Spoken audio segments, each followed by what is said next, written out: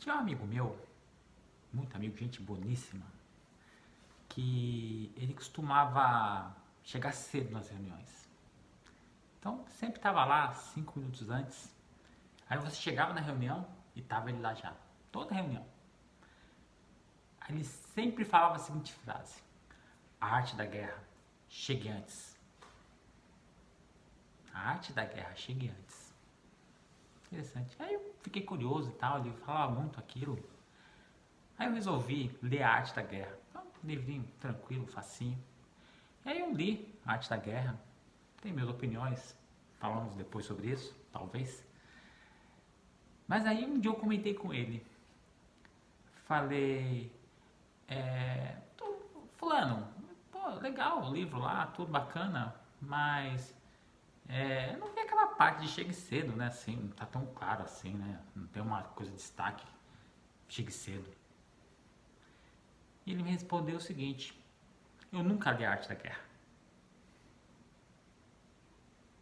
A arte da guerra é um livro muito citado e pouco lido.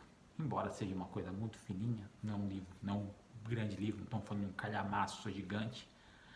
É um livro pouco lido, mas é muito citado. Todo mundo fala a arte da guerra. Um outro livro que também é muito citado e pouco livro, muito pouco lido, é este aqui. Design Patterns. Hoje eu queria propor uma, talvez vocês tenham já lido dessa maneira e talvez ou lerem a primeira vez ou leiam de uma outra maneira, de uma outra perspectiva sobre o livro. Porque muitas pessoas citam vários padrões deste livro aqui. E as pessoas geralmente usam os padrões, mas eles não realmente leram o livro em si, o que significa o livro. A pessoa cita lá o padrão, o command, o abstract factory, o singleton, o visitor, e as pessoas citam os padrões, mas realmente muitas vezes não leram o livro. E aí eu queria propor uma outra leitura desse livro para vocês, assim, em vez de olhar no padrão. Porque tem um trecho aqui no livro que ele fala sobre, aqui, o propósito do livro. Ele fala aqui: o propósito desse livro é registrar a experiência em projetos de software orientados a objeto como padrões de projeto. E o que é padrão de projeto? Padrão de projeto é a forma como o livro apresenta uma documentação. Ele é baseado na arquitetura, num trabalho de arquitetura do Christopher Alexander. E o que o Christopher Alexander fez? Ele reparou que em prédios, ele reparou o seguinte: olha, toda vez que eu tenho que trazer mais luz para dentro de um prédio, os prédios tinham uma janela de uma forma específica, tinha uma janela de uma formato, de uma altura, uma largura definida, que era para você maximizar a entrada de luz dentro de um prédio, dentro de um ambiente. E aí o que o Christopher Alexander fez? Ele pegou e criou ele criou uma forma de você documentar esse tipo de situação, de você apresentar esse tipo de situação. E aí, o que a Gang of Four, o que a turma dos quatro fez aqui? O Eric Gama, isso aí eu nunca lembro de cabeça. O Eric Gama, o Richard Helm, o Ralph Johnson e o John Whistlers. O que eles fizeram? Eles fizeram exatamente isso. Eles criaram uma estrutura para você documentar um padrão já existente. Então, os padrões que você vê no livro não são padrões deles, são padrões já existentes. Então ele fala o seguinte: olha, o padrão tem que ter um nome, o padrão tem que ter um problema, tem que dizer o problema que ele está resolvendo, qual que é a solução que o padrão traz, e assim, o que aquela coisa, e é uma coisa muito importante, o que exatamente acontece quando eu faço quando usa essa solução, quais são as consequências dessa solução, porque elas podem não ser muito boas, podem não ser, isso pode ser uma coisa que impacta diretamente você, o seu problema. Então não é só você basta ter uma solução, você entender também o que acontece em relação aos problemas dele. Mas até aí nada de novidade. Então assim, as pessoas citam muito o Design Patterns, mas eles olham como um livro de soluções e não como um livro de documentação. E na verdade, o Design Patterns é um livro sobre documentação, sobre como documentar uma situação, como documentar um problema. Então, nesse sentido, essa maneira de você dizer como você documentar um problema, como você consegue colocar eu tenho uma solução, eu tenho a solução já preparada tudo e falo assim, olha, essa solução é muito boa, agora eu preciso apresentá-la para o mundo. Então você descreve uma forma de você apresentar isso para as outras pessoas, sem ser um documento, sem estrutura alguma. Você usa a estrutura do padrão de projeto e você usando essa estrutura você consegue comunicar a sua solução. E a partir daí você tem uma série de livros que foram derivados. O livro do POSA, o livro do Core, Java 2E, Java E Design Patterns. Você tem vários outros livros de padrões que adotaram este padrão, essa forma de documentar esse padrão de projeto. E é bem interessante assim como todo mundo não usa, assim, não costuma colocar as soluções nesse padrão. Todo mundo tem as soluções são usadas nas empresas, mas ninguém consegue formatar aquelas soluções dentro de uma estrutura de padrões, de design de padrões de projetos. Isso é uma coisa que eu queria falar sobre isso. E, quer dizer, é um livro, ele tem um catálogo, mas o catálogo você pega na internet, você pega online, você não precisa comprar o livro. Você pode pegar isso aí, você vai na Wikipedia, tá lá os padrões lá de projeto. Alguns que até chamam de antipadrões agora, né? Que, por exemplo, Singleton virou um antipadrão, virou um antipadrão, não pode usar Singleton.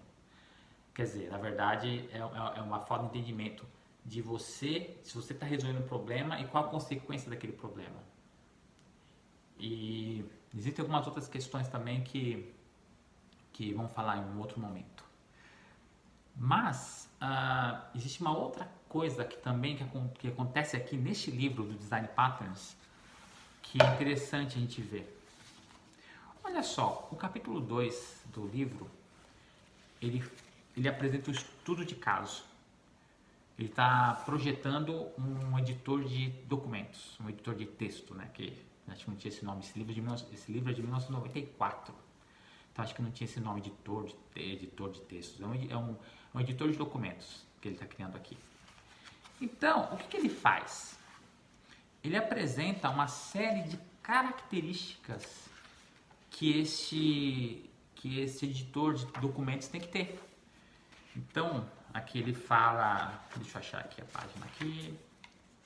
Ele fala aqui sobre o user interface, o que ele espera da interface de usuário, o que ele espera sobre a aparência do produto, sobre suportar, se ficar a palavra horrível agora, sobre poder ser executado em diversos sistemas operacionais, sobre a verificação de idiomas. Então assim, ele vem aqui e fala quais são as características, quais são as features do produto, quais são as características que o produto que ele espera. E aí ele fala como os design patterns, que ele sequer citou ainda, que a gente está aqui na página 33, a gente está bem no começo do livro, como que os padrões de projeto eles atendem essas características que ele espera no produto dele, que ele descreve aqui. Tá aqui, gente, ó, página, o livro está aqui, tá aqui, ó. o estudo de caso aqui que ele apresenta no livro. Não precisa acreditar em mim não, tá aqui. Pega o livro, tem em português inclusive. Pega o livro e vou colocar o link aqui na descrição, aqui eu vou colocar os links onde você pode encontrar esse livro. Eu acredito em português também, se tiver eu vou colocar aqui também. E é um livro bem antigo, mas é assim, muitos dos padrões que são usados nele já são considerados antipadrões. Por exemplo, o Singleton, você fala de Singleton por aí, alguém bate em você, porque isso é um antipadrão. Mas por que ele é um clássico? Porque a forma como ele ensina a documentar, isto é a força, a verdadeira força desse livro. E aí o que acontece? Ele pega e tem essa parte, ele gasta 44 páginas descrevendo isso, descrevendo o que ele quer do produto, quais são as características do produto e como os padrões que ele descreve mais para frente resolvem, atendem essas características do produto que tem, as características do produto que ele espera. Isso também está relacionado com outro amiguinho nosso, que deixa eu pegar aqui, é este cara aqui.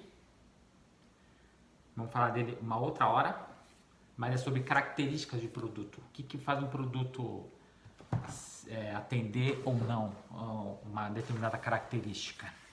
E como a gente descobre que características são essas que a gente precisa. Então é engraçado como um monte de sistemas por aí você vê que eles têm diversos padrões, mas você não tem um documento estruturado dizendo o seguinte: olha, eu tenho o sistema tem essa característica e para atender isto eu uso este padrão aqui. Eu preciso dessa característica aqui, eu preciso ter uma manutenção mais fácil aqui, então eu estou usando este padrão aqui para atender essa característica do produto. Você não vê os sistemas sendo documentados dessa maneira. E é engraçado que assim, as pessoas pegam esse livro sobre documentação, aproveitam a parte do catálogo de produtos que eu consigo ver na internet e o resto de todo do livro, aí 1/3 do livro, é simplesmente ignorado. Os padrões de projeto que começam na página 79. Mas aí tem um pedaço do livro aí significativo em que explica um exemplo, como aplicar um padrão e simplesmente as pessoas não leem. Então essa é a proposta que eu queria fazer para vocês. Não precisam acreditar em mim. Essa é uma narrativa. Façam de vocês. Comentem aí o que vocês acham sobre isso. O que vocês acham sobre ter uma outra maneira, olhar esse livro de uma outra perspectiva, não só um livro para eu vou pegar os padrões e vou usar os padrões e olha assim, começa na página 33 nessa versão aqui em inglês aqui. Começa na página 33, vai até a página 37, olha esse estudo de caso que ele faz e veja como ele faz o link entre eu construir uma solução e eu usar a solução. E como isso fica documentado. É um livro de exemplos. Todas as apresentações aqui eles falam, isso aqui é um livro de exemplos. Então eu tenho um exemplo de como apresentar o meu sistema e dizer como que os meus designs, como os padrões de projeto atendem a solução que eu preciso, o que eu preciso entregar em termos de sistema. É isso, gente. É uma narrativa e é uma proposta nova para vocês terem uma outra visão sobre um livro clássico, que é o Padrões de Projeto. Até mais.